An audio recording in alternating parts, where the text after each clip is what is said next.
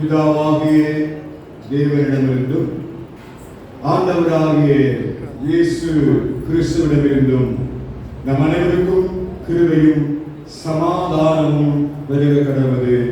ஆமென். தலையை தாழ்த்தி நாம் ஜெபம் செய்வோம்.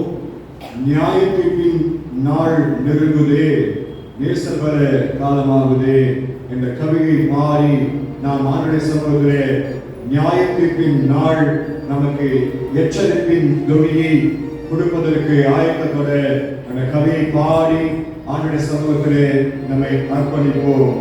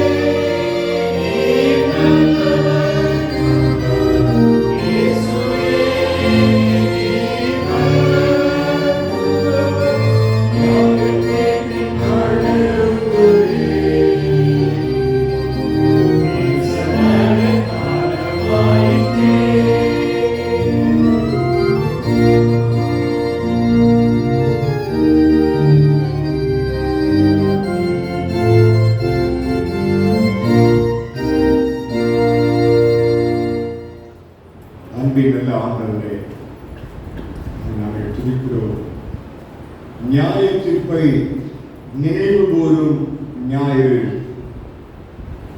ஆண்டவர் நியாயாதிபதியாய் வர இருக்கிறார் என்ற செய்தியை மீண்டும் எங்களுக்கு நினைவுபடுத்துகிற இந்த நாயக்காய் உமக்கு ஸ்தோத்திரம். கர்த்தர் நீர் உம்முடைய வார்த்தைகளை கொண்டு எங்களோடு கூட பேசும். உம்முடைய வார்த்தையே சத்தியம் சுவாமி. ஆமென். கிறிஸ்துவுக்குள் அன்பான திருச்சபை மக்களே, திருச்சபை ஆண்டினுடைய நிறைவான நாள் இன்று. அதற்கு பெயர் நியாய தீர்ப்பை நினைவு கூறுகின்ற ஞாயிறு, டூம் சண்டே என்று சொல்லப்படுகிறது. இந்த நாளுக்கு நமக்கு கொடுக்கப்பட்டிருக்கிற பிரசங்க வாக்கியம் அது மத்திய எழுதின சுவிசேஷம் 25ஆம் அதிகாரம் 14 முதல் 30 வசனங்கள். எல்லாருமே எடுத்து அதை இணைந்து நாம் வாசிக்கலாம். மத்திய 25:14 துவங்கி 30 வரை உள்ள வசனங்கள். அன்றையும்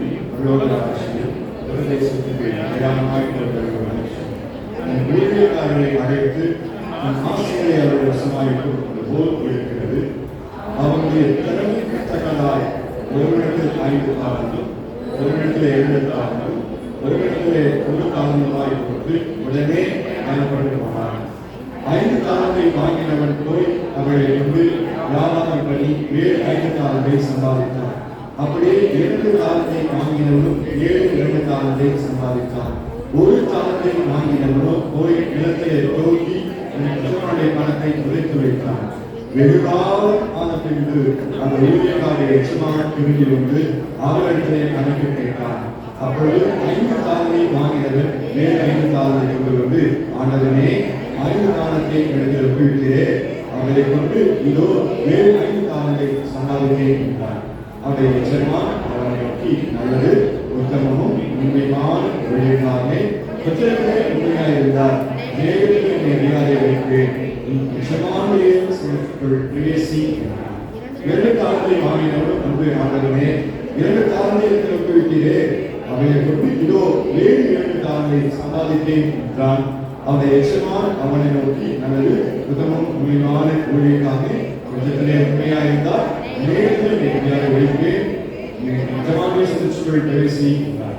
ஒரு தாளத்தை வாங்கினவன் வந்து, ஆண்டவனே நீ எதற்காக இடத்தை தடுக்கிறவரும் பெருக்காக இடத்தை செய்கிறவனாய் கடினமுள்ள மனுஷன் என்று அறிவேன். ஆகையால் நான் பயந்து போய் ஒரு தாளத்தை இடத்திலே ஒதுக்க வைத்தேன், இதோ உடைய வாங்கிக் கொள்ளும் என்றார். அவனை எச்சமான் எதிர்காலமாக பொல்லாதவன் சொல்வமான ஊழியக்காரனே, நான் எதிர்காலத்தை அறிவர்களும் எதிர்காலத்தை இசைகளுமாய் அறிந்திருந்தாயே, அப்படியானால் நீ ஒரு பணத்தை மாசுக்கார வசத்தை போட்டு வைத்திருந்தார். அப்பொழுது நான் வந்து என்னுடைய வட்டியோடு வாங்கிக் கொள்வேனே என்று சொல்லி அவனிடத்தில் இருக்கிற தாளத்தை எடுத்து 10 தாளங்களுக்கு கொடுங்கள். உள்ளவனோ அவனை கொடுக்கப்படும், அறிவோடும் அறிவான், இல்லாதவர்களுடைய எடுத்துக் கொள்ளப்படும். யோஜனமற்ற ஊழியக்காரனாகி என்னை புறமான இருளை தள்ளி கொடுங்கள், அங்கே அழுகையும் தற்கொலைக்கும் என்றார். அன்பான திருச்சபை மக்களே, நியாய தீர்ப்பை நினைவு கூறும் நாள், திருச்சபையுடைய ஆண்டின் இறுதியான நாள். நியாய தீர்ப்பு நாள் என்பது உலகத்தின் முடிவான நாள், மறு உலகத்தின் துவக்க நாள் என்று ஒருவர் குறிப்பிடுகின்றார். இந்த நாளுக்கு கொடுக்கப்பட்டிருக்கின்ற தலைப்பு என்னென்ன? லாஸ்ட் ஜட்ஜ்மெண்ட், இறுதி தீர்ப்பு.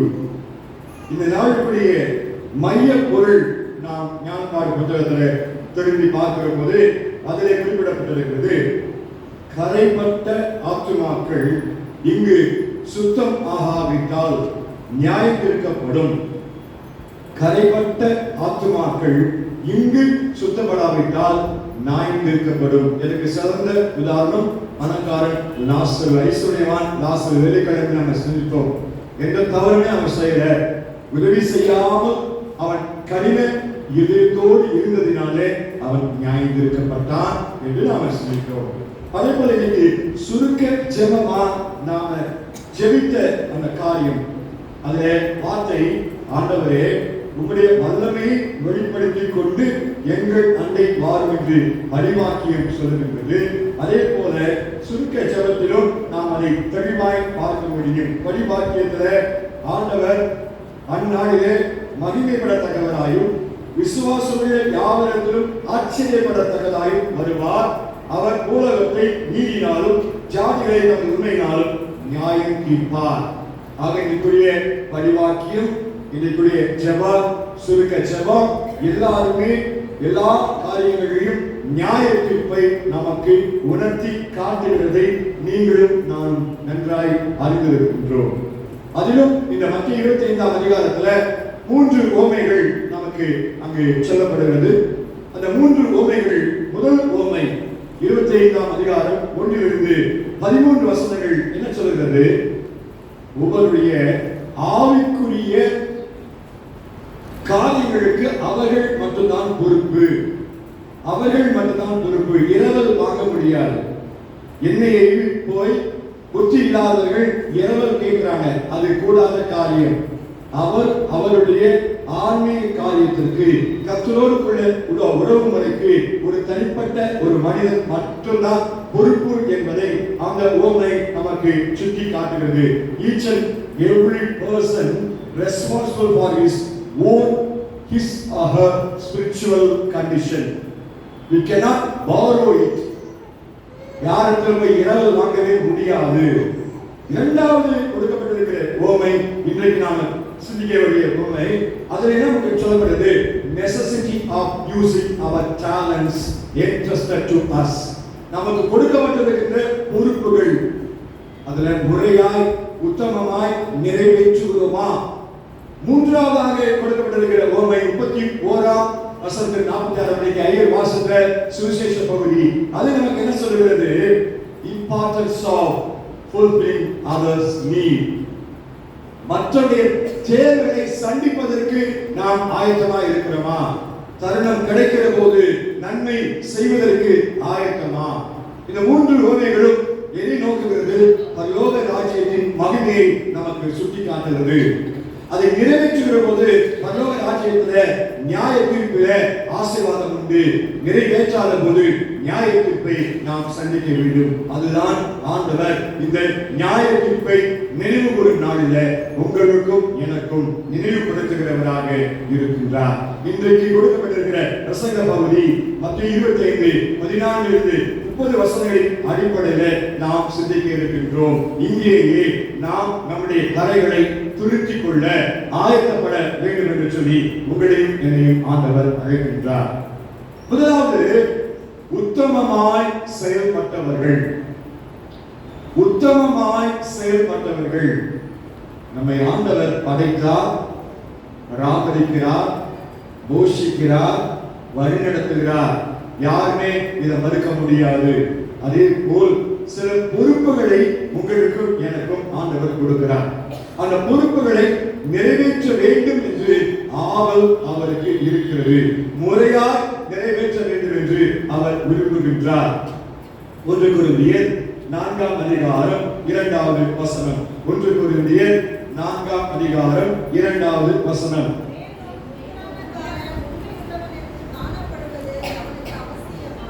உண்மை உள்ளவனாய் காணப்படுவது அவனுக்கு அவசியம். It's a must. Second choice கிடையாது, mandatory. செய்தே ஆக வேண்டும் என்று ஆண்டவர் சொல்லுகிறார். அதே மாதிரி ரோமர் 14:12 வசனம் இப்படி சொல்லுகிறது.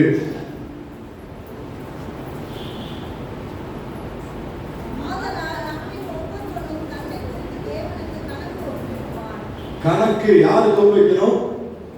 தேவனுக்கு. accountability to God.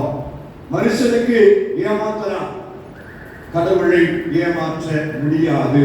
அதுதான் ஆண்டவர் உத்தமமாய் இந்த உலக வாழ்க்கையில நமக்கு கொடுக்கப்பட்ட பொறுப்புகளை நிறைவேற்ற வேண்டும் என்று ஆண்டவர் விரும்புகின்றார். 1 தீமோத்தேயு 6:2 வசனம்.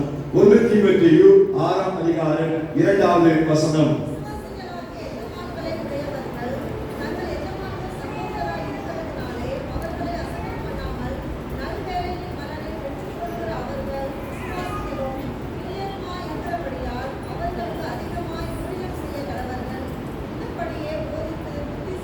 போதித்து புத்தி சொல்ல வேண்டும். என்ன? அசட்டை பண்ணாமல் முறையாய் அந்த காரியங்களை செய்ய வேண்டும் என்று புத்தி சொல் என்று அங்கு பவுல் தீமோத்தேயுவுக்கு, வாலிபனான தீமோத்தேயுவுக்கு எழுதுகிறார். கிறிஸ்துவுக்குள் அன்பானவர்களே, இந்த உலக பிரகாரமாய் நமக்கு கொடுக்கப்பட்டிருக்கிற பொறுப்புகள், வாய்ப்புகள், ரெஸ்பான்சிபிலிட்டிஸ், இதில் சரியான பாதையில கர்த்தர் விரும்புகிறபடி நாம் கடந்து போகிறோமா அல்லது தவறாய் நாம் வேறு திசையில் போகிறோமா என்பதை நீங்கள் நானும் சிந்தித்து பார்க்க வேண்டும். 5 தாளந்துகள் பெற்ற ஒரு மனிதர் அதை முறையாய் உபயோகித்து மேலும் ஒரு 5 தாளந்தை சம்பாதித்தார். 2 தாளந்து பெற்றவர் முறையாய் அதை செயல்படுத்தி 2 தாளந்தை சம்பாதித்தார். அப்போது அங்கு அங்கீகாரம் கிடைக்கிறது என்பதை நாம் வாசிக்க கேட்டோம். இன்றைக்கு இந்த உலக வாழ்க்கையில நமக்கு குடும்பம், நம்முடைய திருச்சபை, சமுதாயத்தில் நாம் செய்கிற பணி, எல்லாவற்றிலும் ஒரு பொறுப்புகள் நமக்கு உண்டு. சிலருக்கு அதிகமான பொறுப்புகள் உண்டு. இந்த இடத்துல அந்த மனிதர் போகும்போது பொறுப்புகளை பகிர்ந்து கொடுக்கின்றார். அவர் அவர்களுக்கு அவருடைய திறமைக்கு ஏற்ப பகிர்ந்து கொடுக்கிறார். இந்த இடத்துல அதை முறையாய் பெற்றுக் கொண்டவர்கள் எப்படி செயல்படுத்தினார்கள் என்பதையும் ஆண்டவர் நமக்கு கற்றுக் கொடுக்கின்றார். நாம் நம்முடைய குடும்பத்தை சரியாய் செயல்படுத்துவதில் கவனமாய் இருக்கிறோமா? கொடுத்த பணியிடத்துல கடமையை நிறைவேற்ற கர்த்தருக்கு பயந்து உண்மையாய் செயல்படுகின்றோமா? செல்லுகின்ற பாதைகளில நமக்கு கொடுக்கப்பட்ட வாய்ப்புகளில மற்றவர்களுக்கு உதவி செய்வதில் கவனமாய் இருக்கிறோமா? யோசித்து பார்ப்போம். ஒரு நாள்ல 24 மணி நேரங்கள் நமக்கு உண்டு. அந்த 24 மணி நேரங்களில எந்தெந்த நேரங்களில நாம் நம்மை நம்முடைய பணிகளுக்கும் நாம் ஆண்டவரோடு கூட அந்த உறவை நிறைவேற்றுவதற்கும் ஒப்புக் கொடுக்கிறோம். சோம்பேறித்தனமாய் எப்பொழுதும் நாம் அசட்டை பண்ணி ஆண்டவருடைய வசனத்துக்கு கீழ்ப்படியாமல் ஆண்டவர் கொடுத்த பொறுப்பை நிறைவேற்றுவதில் அசந்த மந்தமாய் இருக்கிறோமா அல்லது உற்சாகமாய் இருக்கிறோமா என்பதை ஆண்டவர் உங்கள் மத்தியிலும் என் மத்தியிலும் ஒரு கேள்வியாய் அவர் வைக்கிறவராக இருக்கின்றார். ஆகவேதான் உத்தமமாய் செயல்பட்டவர்களுக்கு ஆசீர்வாதம் கிடைத்தது. 5 தாலந்து 2 தாலந்து பெற்றதை போல் நீங்களும் நானும் உத்தமமாய் இந்த வாழ்க்கையில, இந்த உலக வாழ்க்கையில செயல்பட வேண்டும் என்று சொல்லி தேவாதி தேவன் விரும்புகின்றார். இரண்டாவதாக, உதாசீனப்படுத்திய மனிதர். உத்தமமாய் நடந்தவர்கள் உதாசீனப்படுத்திய மனிதர். நிர்விசாரம், சோம்பேறித்தனம், அசட்டை பண்ணுதல், கீழ்ப்படியாமை, கர்த்தருக்கு பயப்பட பயம் இல்லாமை, இதெல்லாம் இருக்கும்போது என்னதான் சொன்னாலும் ஆண்டவர் கொடுத்த பணிகள், பொறுப்புகள் நிறைவேற்ற முடியாது. அதை நிறைவேற்றுவதில் நமக்கு அசம்பந்தம் இருக்கும் என்பதை ஆண்டவர் இங்கே சுட்டிக்காட்டுகிறவராக இருக்கிறார். நீதிமொழிகள்ல 24ஆம் அதிகாரம் 30-31 வசனங்கள் இப்படி சொல்லுகிறது. நீதிமொழிகள் 24, 30, 31.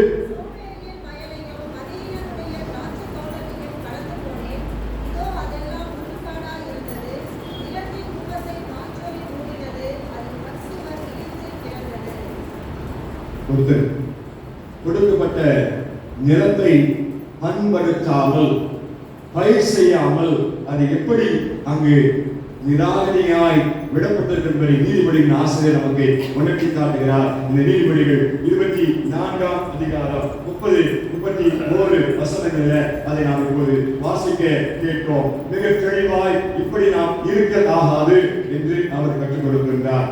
அவருடைய தோட்டங்கள் எல்லாம் போய் பார்க்கிற போது முள்ளு காடாய் இருக்கிறது.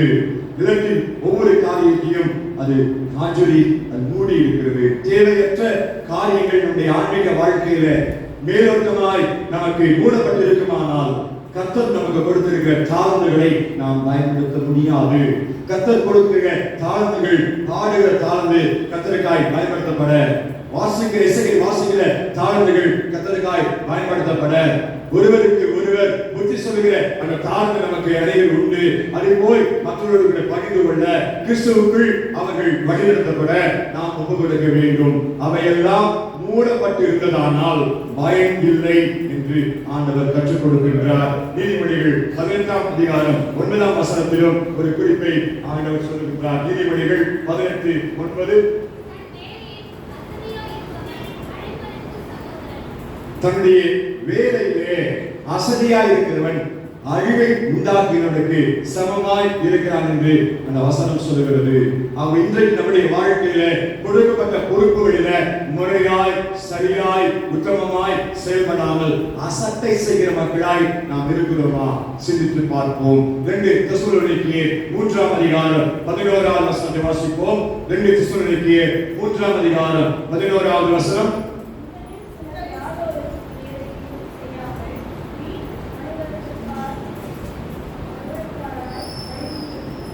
ஒரு வேலையுமே செய்யாம வீணாய் சுற்றி திரிகிறார்கள். இந்த மக்களால் தான் தீய செயல்பாடுகள் இந்த உலகத்திலே நடைபெற்றுக் கொண்டிருக்கிறது. எந்த வேலையும் செய்யாம, படிக்காம, ஊர் சுற்றி கொண்டு மற்ற மக்களுக்கு தீமை கொடுக்கிற மக்களாய் இவர்கள் மாறுகிறார்கள். அதற்கு காரணம் அவன் ஐடலா இருப்பதுதான், ஒரு வேலை செய்யாமல் இருப்பதுதான், சிந்திக்காமல் இருப்பதுதான், ஆண்டவருடைய பணியை கொடுத்தும் செய்யாமல் இருப்பது, உலக பணியை கொடுத்தும் செய்யாமல் இருப்பது, படிக்க வாய்ப்பு கிடைத்தும் படிக்காமல் இருப்பது, இவற்றை எல்லாம் ஆண்டவர் வெறுக்கிறவராக இருக்கிறார் என்று நமக்கு சுட்டிக்காட்டப்படுகிறது. கிறிஸ்துவுக்குள் அன்பானவர்களே, ஒரு தாளந்தை பெற்றவன் கர்த்தருக்கு பயந்து புதைச்சி வச்சேன்னு சொல்றான். கர்த்தருக்கு பயந்திருந்தா அவன் அதை வீழ்ச்சி செய்திருக்கணும், அதை பயன்படுத்தி இருக்கணும். கீழ்ப்படியிலாம அதை குடித்து வைத்திருக்கின்றான். 27ஆம் வசனம் அதுல ஆண்டவர் தெளிவாய் சொல்லுகிறார், நீ பயந்திருந்தா அதை பயன்படுத்தி இருக்கணும், இல்லை என்றால் பயன்படுத்தவில்லை என்றால் தண்டனை உண்டு என்பதை அங்கு குறிப்பிடுகிறார். நீதிமொழிகள் 6ஆம் அதிகாரம் 6ஆம் வசனம் சொல்லுகிறது. நீதிமொழிகள் 6:6.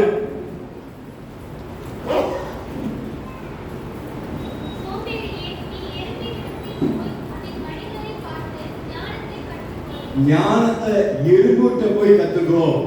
கோடை காலத்துக்கு ஏற்ற தானியத்தை அது சேர்த்து கோடை காலத்தில் சேர்த்து வைத்து அது மழை காலங்களிலே பயன்படுத்துகிறது. அந்த சின்ன ஒரு எறும்புக்கு இருக்கிற ஞானத்தை அந்த எறும்பிடத்திலே போய் கற்றுக்கொள் என்று நீதிபதியின் ஆசிரியர் நமக்கு இந்த இடத்திலே சுட்டி காட்டுகிறார். அவர் இன்றைக்கு நீங்கள் நானும் நமக்கு கொடுக்கப்பட்டிருக்கிற பொறுப்பு என்ன? அவங்க தான் அதை தீர்மானிக்க முடியும். எனக்கு கொடுக்கப்பட்டிருக்கிற பொறுப்பு என்ன? உங்களுக்கு ஒவ்வொருவருக்கும் கொடுக்கப்பட்டிருக்கிற பொறுப்பு என்ன? அதை இந்த நாள் வரைக்கும் எப்படி நம்ம பயன்படுத்த இருக்கிறோம்? இந்த நியாய தீர்ப்பு நினைவு கூறும் ஞாயிறு, நியாய தீர்ப்பின் நாள் எப்படி இருக்கும்னு சொல்லி நம்ம பிறகு பார்க்க போறோம். அந்த நியாய தீர்ப்பின் நாளில தப்ப முடியாதுன்னு ஆண்டவர் நமக்கு கற்றுக் கொடுக்கிறார். அப்படி இருக்கிற போது பொறுப்பை நிறைவேற்றுவதில் கவனமாய் நாம் இருக்கிறோமா? உணர்வடைந்தால் ஆசீர்வாதம், உணர்வடையாவிட்டால் நியாய தீர்ப்பு உண்டு என்பதை ஆண்டவர் நமக்கு சுட்டி காட்டுகிறவராக இருக்கிறார். உத்தமமாய் நடந்தவர்கள், உதாசீனப்படுத்தியவர்கள், உயர்வை பெற்றவர்கள். உயர்வு பெற்றவர்கள் யார்? யார் உயர்வடைய முடியும்? யார் அந்த இடத்துல ஆசீர்வாதத்தை பெற்றுக்கொள்ள முடியும் என்பதை ஆண்டவர் நமக்கு சுட்டி காட்டுகிறார். அந்த இடத்துல வசனத்துல மத்திய 25 நாம் மீண்டுமாக எடுத்துக்கொள்ளுகிற போது அது ஆண்டவர் நமக்கு சுட்டி காட்டுகிற இன்னொரு காரியம். 14ஆம் வசனத்துல புறதேசத்துக்கு பிரயாணமாய் போகிற ஒரு மனுஷன் தன் ஊழியக்காரரை அழைத்து தன் ஆஸ்திகளை அவர் வசம் ஒப்பு கொடுத்தது போல் இருக்கிறது சொல்லிட்டு கடைசியில அந்த அதிகாரம் முடியும் போது அவர் ஆண்டவர் சொல்லுகிற காரியம் என்ன? அந்த எஜமான் திரும்பி வருகின்றார். எப்போது வருகிறார்? வெகு காலத்துக்கு பின்பு. எப்படி வருகிறார்? வெகு காலத்துக்கு பின்பு அவர் திரும்பி வருகின்றார். அப்போது அவர் வந்து அந்த கேள்விகளை அவர் கேட்கிறார் என்று சொல்லப்படுகிறது. வெகு காலத்திற்கு பின்பு அப்படின்னா என்ன அர்த்தம்? இன்றைக்கு நாம் நம்முடைய ஆண்டுடைய வருகைக்காய் காத்திருக்கிறோம். எப்போது வருகை சொல்லிட்டே இருக்கிறீங்களே, எப்போது வருகை வரும் என்ற கேள்வி நமக்கு இருக்கு. அதே போலதான் வெகு காலத்துக்கு பின்பு அந்த எஜமான் வந்தார். இப்போதும் ஆண்டவர் வர இருக்கின்றார். அது எப்போது என்று குறிப்பா நமக்கு தெரியாது, ஆனால் வருவார் நிச்சயமாய். அப்போது கேள்வி கேட்பார், உங்களிடத்திலும் என்னிடத்திலும் நியாயம் கேட்பார், உங்களையும் என்னையும் என்பதில் சந்தேகமே கிடையாது. அப்போதுதான் யார் ஆசீர்வதிக்கப்பட்டவர்கள், யார் சபிக்கப்பட்டவர்கள் என்பதை ஆண்டவர் தீர்மானம் செய்வார். ஆதியாகமம் 2ஆம் அதிகாரம் 15வது வசனம். ஆதியாகமம் 2ஆம் அதிகாரம் 15வது வசனம்.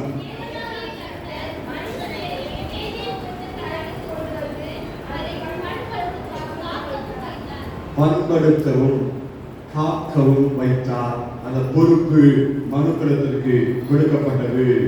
இன்றைக்கு வாசிக்கின்ற சங்கீதம் 50ஆம் சங்கீதம் நியாயத்தீர்ப்பின் எச்சரிப்பை நமக்கு கொடுக்கிற இந்த சங்கீதம் 10ஆம் வசனத்தை வாசிப்போம்.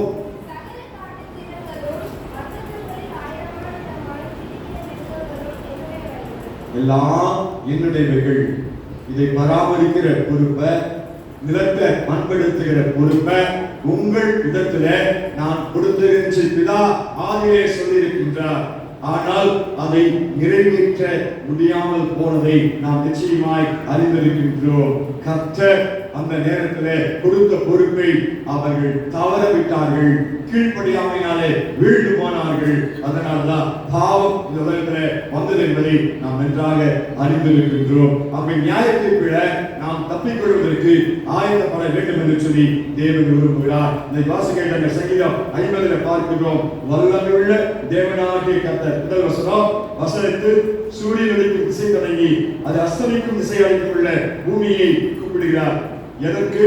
நியாயம் தீர்க்க பூர்ண வடிவுள்ள சீவனின் தேவன் பிரகாசிக்கிறார். நம்முடைய தேவன் வருவார், மௌனமாகிறார். அவருக்கு முன் அக்னி பட்சிக்கும், அவரை சுற்றிலும் மகா முந்தளிப்பாக இருக்கும். அக்னி பட்சிக்கும் என்று சொல்லப்படுகிறது. வல்லமை உடையவராய் அவர் வருவார். தாழ்மையாய் குழந்தையாய் வந்தவர் வல்லமை உடையவராய் வர இருக்கிறார். நியாயம் தீர்க்கிறவராய் வர இருக்கிறார். நீங்களும் நானும் அதற்கு காத்திருக்க, பயத்தோடு காத்திருக்க, நம்முடைய பணிகளை மதியாய் செய்ய அழைக்கப்படுகிறோம் என்று ஆண்டவர் உங்களுக்கும் எனக்கும் கற்றுக் கொடுக்கிறார். ஏசாயா 51ஆம் அதிகாரம் 4ஆம் வசனம். ஏசாயா 51:4.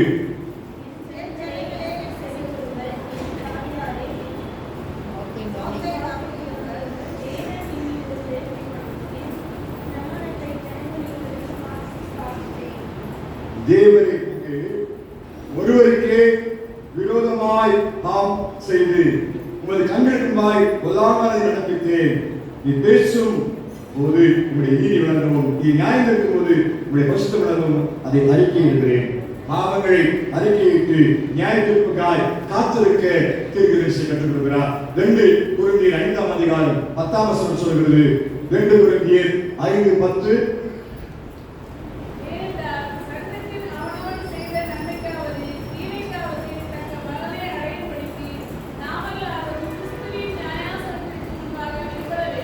நியாயாசனத்திற்கு முன்பாக யாரா இருந்தாலும் வெளிப்பட வேண்டும்.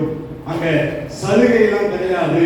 எல்லாரும் முன்பாக நியாயாசனத்தில் இருக்கணும் அப்படின்னு ஆண்டவர் சொல்லுகின்றார். அது எப்படி இருக்கும் அந்த நாள்? ஆமோஸ் 5ஆம் அதிகாரம் 18ஆம் வசனத்திலிருந்து 20 வரைக்கும் வாசிப்போம். ஆமோஸ் 5:18 20.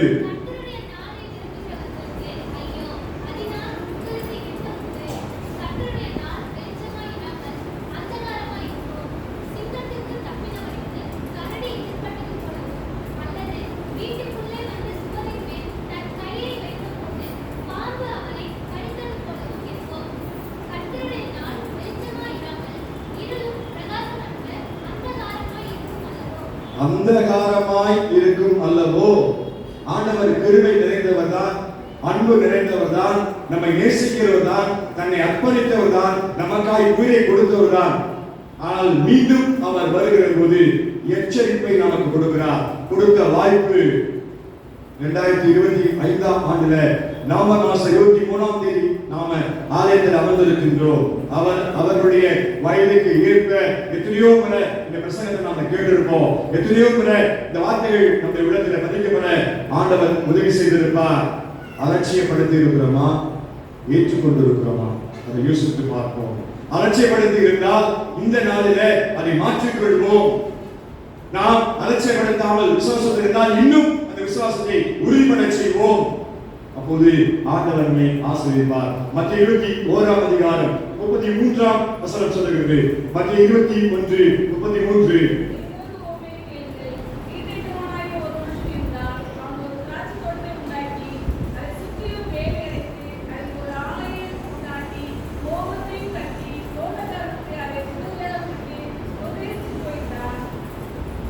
ஒரு திராட்சை ஆலையை உருவாக்குனா, தோட்டத்தை உருவாக்குனா, ஆலயத்தை உருவாக்குனா, எல்லா வசதியும் சொல்லி கொடுத்தான், வேலி அடைத்தான். ஒரு மனுஷனை அவங்க கையில கொடுத்துட்டு போறான். மறுபடியும் திரும்பி வரும்போது 40-41 வாசிங்க.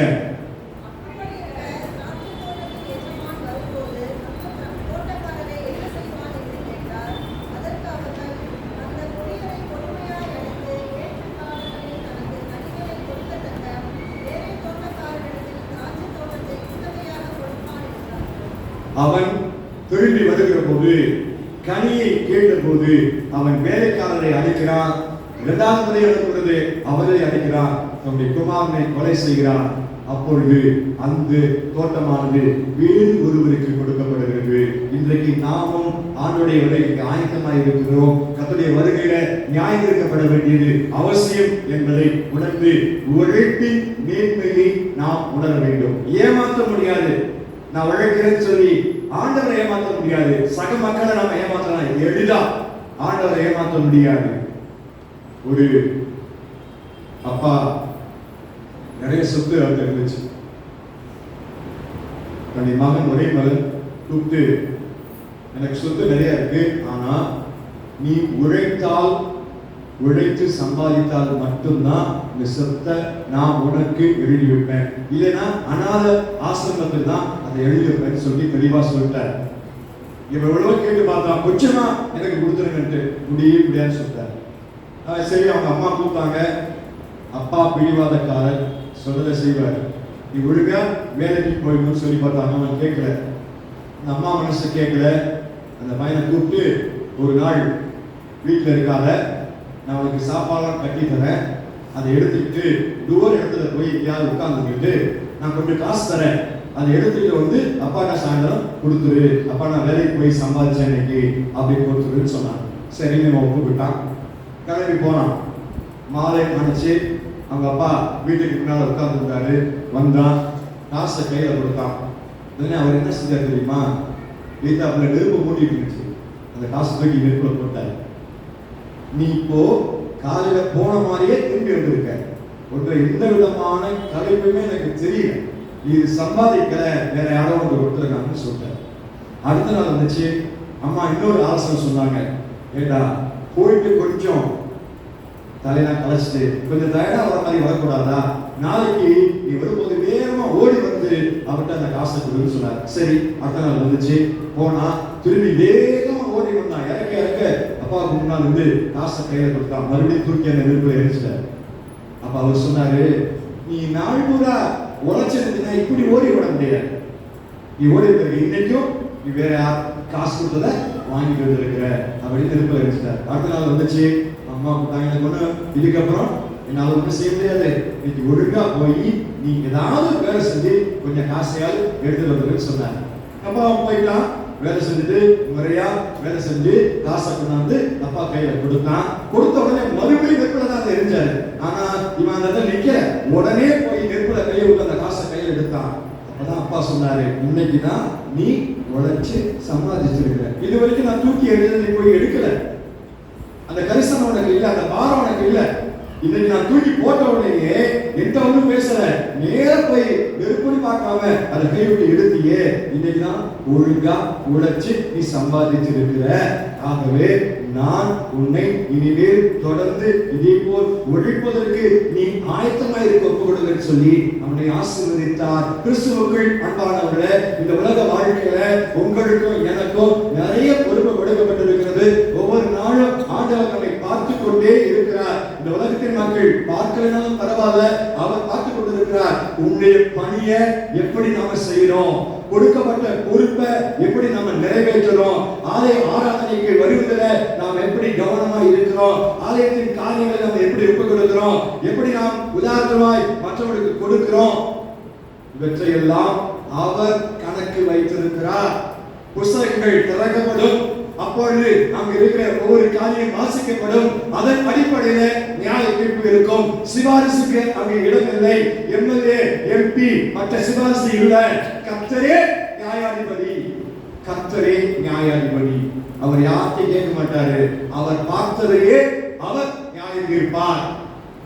கிறிஸ்துவுக்குள் அன்பானவர்களே, அலட்சியம், சோம்பேறித்தனம், நிர்விசாரம், பொறுப்பற்ற தன்மை, கீழ்ப்படியாமை, கர்த்தருக்கு பயப்படாமல் இருக்கிற காரியம் நம்மிடத்தில் இருந்தா தயவா ஆண்டவர்கிட்ட போய், ஆண்டவரே இந்த வருஷம் நியாய தீர்ப்பை நினைவு கூறும் ஞாயிறுல எனக்கு ஆண்டவரே நீர் கற்றுக் கொடுத்த சிந்தனை இதுதான், இவையெல்லாம் நான் என்னுடைய வாழ்க்கையில கடைபிடிச்சிருந்தா அதை மாற்றிருங்க, எனக்கு உதவி செய்யுங்க, ஆயத்தம் பண்ணணும், நியாயத்திற்கு நாளில் ஆயத்தம் பண்ணணும், நியாயத்திற்கு நாள் நெருங்குது, தேசவர காலம் ஆயிற்று, மாயரும் நம்பி மாறிடும் மாநிலரை மீட்க மாட்டீரோ, என்ன மீட்க மாட்டீரோ என்று சொல்லி நாம் கேட்பதற்கு இன்றைக்கு ஒப்பு கொடுப்போமா? அதுதான் ஆண்டவர் விரும்புகிறவராக இருக்கிறார். நரனை நியாயம் தீர்ப்பவராய் அவர் வர இருக்கின்றார். அவர் நியாயாதிபதி, சர்வலோக நியாயாதிபதியாய் இருக்கிறார். ஒரு சின்ன காரியத்துல பொறுப்புணர்வு அற்ற தன்மை நமக்கு இருக்குமானால் அதற்கு ஏற்ற தண்டனை நீங்களும் நானும் பெற்றே ஆக வேண்டும், பெற்றே ஆக வேண்டும்.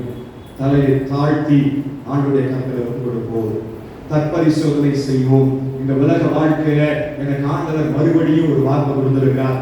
மறுபடியும் நியாயத்தின் நாள்ல என்னை ஆலயத்துக்கு கொண்டு வந்தார், வசனத்தை கேட்க வச்சார், எனக்கு அந்த வசனங்களை கற்றுக் கொடுத்திருக்கிறார். நான் மாற்றம் அடைவதற்கு ஒப்புக் கொடுக்கிறேனா? இல்லை. கடின விதிமுள்ளவனாய், வழங்கா கருத்துள்ளவனாய் அப்படியே நான் இருக்க விரும்புகிறேனா?